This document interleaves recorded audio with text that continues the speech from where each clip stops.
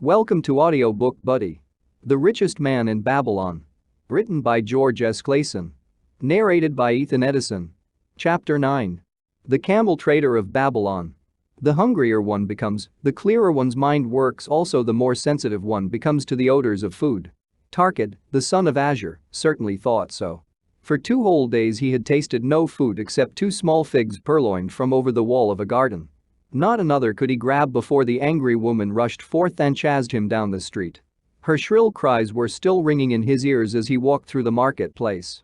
They helped him to retrain his restless fingers from snatching the tempting fruits from the baskets of the market women. Never before had he realized how much food was brought to the markets of Babylon and how good it smelled. Leaving the market, he walked across to the inn and paced back and forth in front of the eating house. Perhaps here he might meet someone he knew. Someone from whom he could borrow a copper that would gain him a smile from the unfriendly keeper of the inn and, with it, a liberal helping. Without the copper he knew all too well how unwelcome he would be. In his abstraction he unexpectedly found himself face to face with the one man he wished most to avoid, the tall bony figure of Dabasser, the camel trader. Of all the friends and others from whom he had borrowed small sums, Dabasser made him feel the most uncomfortable because of his failure to keep his promises to repay promptly. Dabasser's face lighted up at the sight of him. "Ha! 'Tis Tarkid, just the one I have been seeking, that he might repay the 2 pieces of copper which I lent him a moon ago, also the piece of silver which I lent to him before that. We are well met. I can make good use of the coins this very day. What say, boy? What say?" Tarkid stuttered and his face flushed. He had not in his empty stomach to nerve him to argue with the outspoken Dabasser. "I am sorry, very sorry," he mumbled weakly. "But this day I have neither the copper nor the silver with which I could repay." "Then get it," Dabasser insisted. "Surely thou canst get hold of a few coppers and a piece of silver to repay the generosity of an old friend of thy father who aided thee whilst thou wast in need? 'Tis because ill fortune does pursue me that I cannot pay." "Ill fortune? Wouldst blame the gods for thine own weakness? Ill fortune pursues every man who thinks more of borrowing than of repaying. Come with me, boy, while I eat. I am hungry and I would tell thee a tale." Tarkid flinched from the brutal frankness of Dabasser, but here at least was an invitation to enter the coveted doorway of the eating house. Dabasser pushed him to a far corner of the room, where they seated themselves upon small rugs. When Kosker, the proprietor, appeared smiling, Dabasser addressed him with his usual freedom. "Fat lizard of the desert, bring to me a leg of the goat, brown with much juice, and bread and all of the vegetables, for I am hungry and want much food. Do not forget my friend here. Bring to him a jug of water. Have it cooled, for the day is hot."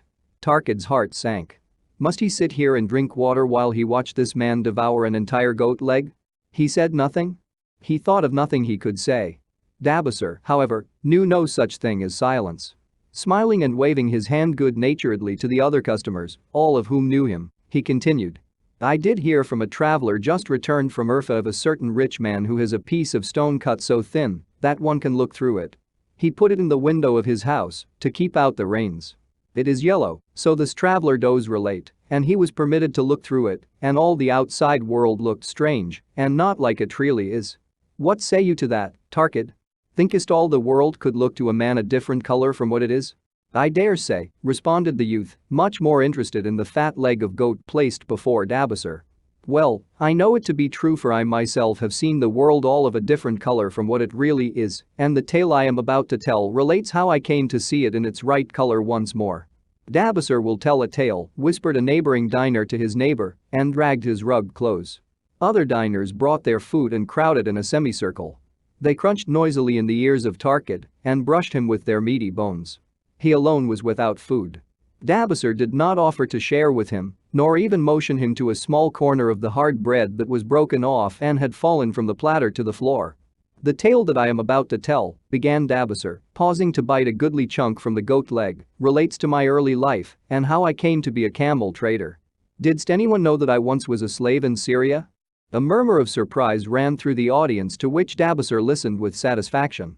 "When I was a young man," continued Dabasser after another vicious onslaught on the goat leg, "I learned the trade of my father, the making of saddles. I worked with him in his shop and took to myself a wife. Being young and not greatly skilled, I could earn but little, just enough to support my excellent wife in a modest way. I craved good things which I could not afford. Soon I found that the shopkeepers would trust me to pay later, even though I could not pay at the time. Being young and without experience, I did not know that he who spends more than he earns is sowing the winds of needless self-indulgence from which he is sure to reap the whirlwinds of trouble and humiliation. So I indulged my whims for fine raiment and bought luxuries for my good wife and our home, beyond our means. I paid as I could and for a while all went well. But in time I discovered I could not use my earnings both to live upon and to pay my debts. Creditors began to pursue me to pay for my extravagant purchases, and my life became miserable. I borrowed from my friends, but could not repay them either. Things went from bad to worse. My wife returned to her father, and I decided to leave Babylon and seek another city where a young man might have better chances. For 2 years I had a restless and unsuccessful life working for caravan traders. From this I fell in with a set of likable robbers who scoured the desert for unarmed caravans. Such deeds were unworthy of the son of my father, but I was seeing the world through a colored stone and did not realize to what degradation I had fallen. We met with success on our first trip, capturing a rich haul of gold and silks and valuable merchandise. This loot we took to Jinnah and squandered. The second time we were not so fortunate. Just after we had made our capture, we were attacked by the spearsmen of a native chief to whom the caravans paid for protection. Our 2 leaders were killed, and the rest of us were taken to Damascus where we were stripped of our clothing and sold as slaves. I was purchased for 2 pieces of silver by a Syrian desert chief. With my hair shorn and but a loincloth to wear, I was not so different from the other slaves. Being a reckless youth, I thought it merely an adventure until my master took me before his 4 wives and told them they could have me for a eunuch. Then, indeed, did I realize the hopelessness of my situation. These men of the desert were fierce and warlike. I was subject to their will without weapons or means of escape. Fearful I stood, as those 4 women looked me over. I wondered if I could expect pity from them. Sirah, the first wife, was older than the others. Her face was impassive as she looked upon me. I turned from her with little consolation. The next was a contemptuous beauty who gazed at me as indifferently as if I had been a worm of the earth. The 2 younger ones tittered as though it were all an exciting joke. It seemed an age that I stood waiting sentence. Each woman appeared willing for the others to decide. Finally Sirah spoke up in a cold voice. Of eunuchs we have plenty, but of camel tenders we have few, and they are a worthless lot.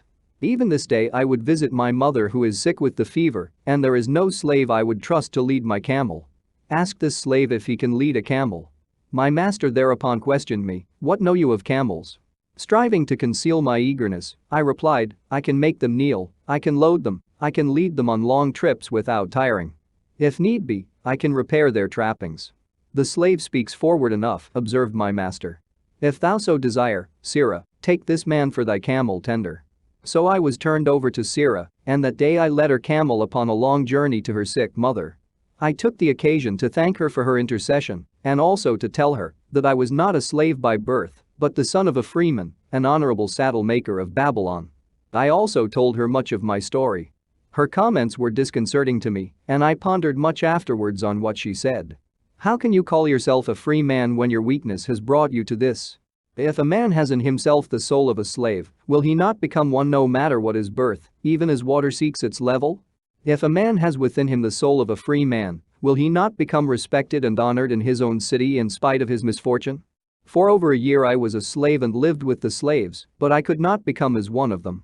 One day Sirah asked me, in the eventime when the other slaves can mingle and enjoy the society of each other, why dost thou sit in thy tent alone? To which I responded, I am pondering what you have said to me. I wonder if I have the soul of a slave. I cannot join them, so I must sit apart. I, too, must sit apart, she confided. My dowry was large and my lord married me because of it. Yet he does not desire me. What every woman longs for is to be desired. Because of this, and because I am barren, and have neither son nor daughter, must I sit apart. Were I a man I would rather die than be such a slave, but the conventions of our tribe make slaves of women. What think thou of me by this time? I ask her suddenly, have I the soul of a man, or have I the soul of a slave? Have you a desire to repay the just debts you owe in Babylon? She parried. Yes, I have the desire, but I see no way. If thou contentedly let the years slip by and make no effort to repay, then thou hast but the contemptible soul of a slave. No man is otherwise who cannot respect himself, and no man can respect himself who does not repay honest debts. But what can I do who am a slave in Syria? Stay a slave in Syria, thou weakling. I am not a weakling, I denied hotly. Then prove it. How? Does not thy great king fight his enemies in every way he can, and with every force he has? Thy debts are thy enemies. They ran thee out of Babylon. You left them alone and they grew too strong for thee. Hadst fought them as a man, thou couldst have conquered them and been one honored among the townspeople. But thou had not the soul to fight them, and behold thy pride is gone down until thou art a slave in Syria. Much I thought over her unkind accusations, and many defensive phrases I worded to prove myself not a slave at heart, but I was not to have the chance to use them. 3 days later the maid of Syria took me to her mistress. My mother is again very sick, she said. Saddle the 2 best camels in my husband's herd. Tie on water skins and saddle bags for a long journey. The maid will give thee food at the kitchen tent. I packed the camels wondering much at the quantity of provisions the maid provided, for the mother dwelt less than a day's journey away. The maid rode the rear camel which followed, and I led the camel of my mistress. When we reached her mother's house it was just dark. Sirrah dismissed the maid and said to me, Dabasir, hast thou the soul of a free man or the soul of a slave? The soul of a free man, I insisted. Now is thy chance to prove it. Thy master hath imbibed deeply, and his chiefs are in a stupor. Take then these camels and make thy escape. Here in this bag is raiment of thy master's to disguise thee. I will say thou stole the camels and ran away while I visited my sick mother. Thou hast the soul of a queen, I told her. Much do I wish that I might lead thee to happiness. Happiness, she responded, awaits not the runaway wife who seeks it in far lands among strange people. Go thy own way, and may the gods of the desert protect thee, for the way is far and barren of food or water. I needed no further urging, but thanked her warmly and was away into the night. I knew not this strange country and had only a dim idea of the direction in which lay Babylon, but struck out bravely across the desert toward the hills. 1 camel I rode and the other I led. All that night I traveled, and all the next day, urged on by the knowledge of the terrible fate that was meted out to slaves who stole their master's property and tried to escape. Late that afternoon, I reached a rough country as uninhabitable as the desert. The sharp rocks bruised the feet of my faithful camels, and soon they were picking their way slowly and painfully along. I met neither man nor beast, and could well understand why they shunned this inhospitable land. It was such a journey from then on as few men lived to tell of. Day after day we plodded along. Food and water gave out. The heat of the sun was merciless. At the end of the 9th day, I slid from the back of my mount with the feeling that I was too weak to ever remount, and I would surely die, lost in this abandoned country. I stretched out upon the ground and slept, not waking until the first gleam of daylight. I sat up and looked about me. There was a coolness in the morning air. My camels lay dejected not far away. About me was a vast waste of broken country covered with rock and sand and thorny things, no sign of water, not to eat for man or camel. Could it be that in this peaceful quiet I faced my end? My mind was clearer than it had ever been before. My body now seemed of little importance. My parched and bleeding lips, my dry and swollen tongue, my empty stomach, all had lost their supreme agonies of the day before. I looked across into the uninviting distance, and once again came to me the question, have I the soul of a slave or the soul of a free man? Then with clearness I realized that, if I had the soul of a slave, I should give up, lie down in the desert and die, a fitting end for a runaway slave. But if I had the soul of a free man, what then? Surely I would force my way back to Babylon, repay the people who had trusted me, bring happiness to my wife who truly loved me, and bring peace and contentment to my parents. Thy debts are thine enemies who have run thee out of Babylon, Sirrah had said. Yes, it was so. Why had I refused to stand my ground like a man? Why had I permitted my wife to go back to her father? Then a strange thing happened.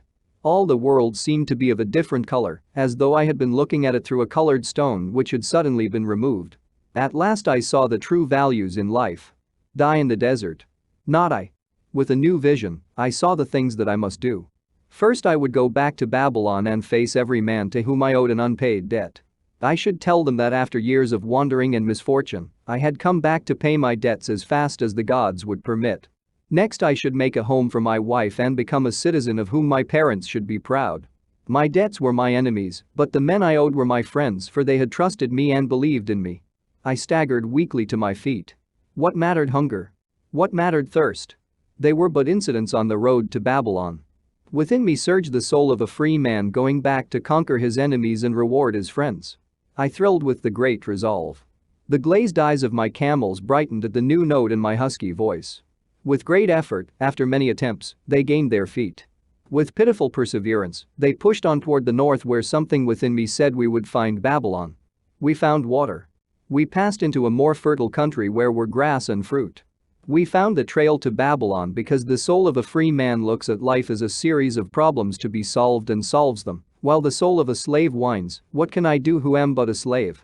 How about thee, Tarkid? Does thy empty stomach make thy head exceedingly clear? Art ready to take the road that leads back to self-respect? Canst thou see the world in its true color? Hast thou the desire to pay thy honest debts, however many they may be, and once again be a man respected in Babylon? Moisture came to the eyes of the youth. He rose eagerly to his knees. Thou hast shown me a vision, already I feel the soul of a free man surge within me. But how fared you upon your return? Questioned an interested listener. Where the determination is, the way can be found, Dabasur replied. I now had the determination, so I set out to find a way. First I visited every man to whom I was indebted and begged his indulgence until I could earn that with which to repay. Most of them met me gladly. Several reviled me, but others offered to help me. One indeed did give me the very help I needed. It was Mathan, the gold lender. Learning that I had been a camel tender in Syria, he sent me to old Nebuchadnezzar, the camel trader, just commissioned by our good king to purchase many herds of sound camels for the great expedition. With him, my knowledge of camels I put to good use. Gradually I was able to repay every copper and every piece of silver.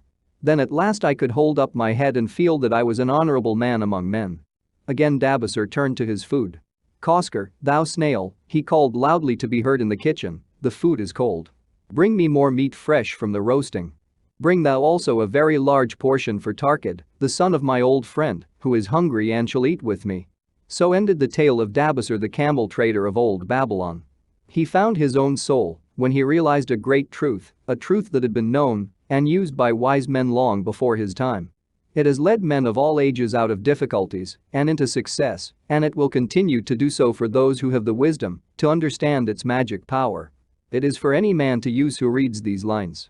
Where the determination is, the way can be found. Thank you for listening, Audiobook Buddy.